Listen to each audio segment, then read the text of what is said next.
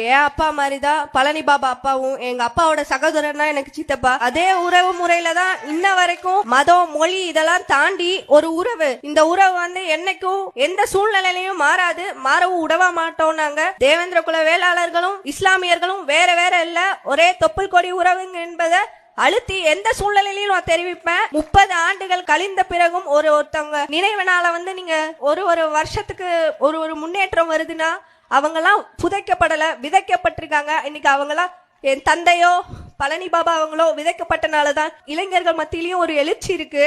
இதை வந்து அப்படியே நம்ம கொண்டு போகணும். 2 பேரோட ஆசையும் ஒன்னே ஒண்ணுதான், எல்லார் மத்தியிலயும் ஒற்றுமை. மதம் இதெல்லாம் தாண்டி நமக்குள்ள ஒரு உறவு இருக்கு. அந்த உறவு எக்காரணத்து கொண்டும் யாருக்காகவும் நம்ம விட்டு கொடுத்துடக்கூடாது. இந்த நேரத்துல நான் தந்தை சார்பா சொல்லிக்கிறேன், என்னைக்கும் எல்லா சூழ்நிலையிலையும் என் உறவுகளுக்கு தேவேந்திர குல வேளாளர் எப்பயும் உங்களுக்கு எல்லா சூழ்நிலையிலையும் உறுதுணையா இருப்பாங்கன்னு